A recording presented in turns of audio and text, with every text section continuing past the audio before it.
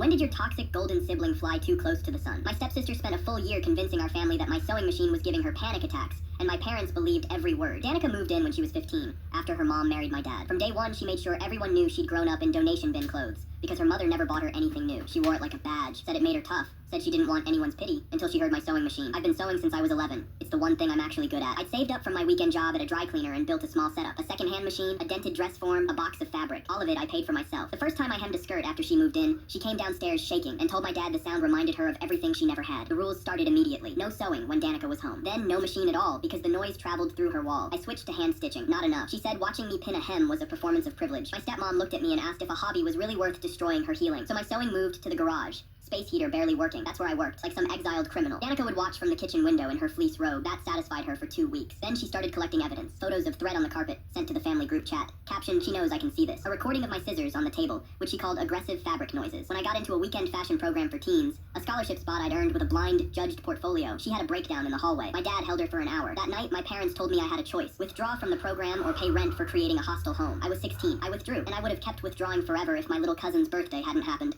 I made her a dress in secret at my friend's house, green. With a skirt she spun in until she fell over. Danica took one look, announced that watching a child enjoy handmade clothes was violence against her inner child, and told my aunt to buy something from a store like normal people. My aunt, to her credit, laughed in her face. My parents did not laugh. They apologized for the dress. That week my dress form disappeared. My parents shrugged. Maybe I moved it. Danica suggested sweetly that maybe the universe was telling me to find a less harmful hobby. My stepmom nodded along. They started discussing selling the rest of my supplies, since it caused nothing but conflict. Danica sat there with her sad face on, and the second my parents looked away, she smirked at me. That smirk saved me, honestly, because it made me remember the camera. After my good shears went missing a month earlier, I'd hidden an old phone on the garage shelf, motion activated. I hadn't even watched the footage yet, so while my stepmom was photographing my fabric to list online, I opened the app and felt my heart start slamming. I connected my phone to the living room TV without saying a word. There was Danica. Every Tuesday and Thursday, the nights she claimed she was at her support group, carrying my machine, my shears, my fabric to a friend's car. The next clip, pulled from her own public shop account under a fake name, was better. Danica, my traumatized, sewing-averse stepsister, filming herself at my machine, telling 40,000 followers that sewing was her therapy and she'd been self-taught since childhood. Every piece for sale was mine. She'd even entered my portfolio design in the same competition I was made to withdraw from, and placed third. The room went completely silent. My dad's face turned gray. My stepmom sat down slowly, still holding my shears with a price tag looped through the handle. Danica tried. She really tried. The lips started trembling. The tears queued up. You don't know what it's like. Which part? My aunt said from the doorway, because God bless her. She'd just come in for coffee. The panic attacks or the pre-orders. Her shop got mass reported by her own buyers when I posted the receipts. The competition stripped her placement. My parents made her refund every order and hand my things back in front of the whole family. My dad re-registered me for the program himself and paid the late fee without me asking. Danica still lives with us. She wears my clothes now, quietly. Turns out her panic attacks were never triggered by the sound of my machine, just by the sight of me making something she couldn't.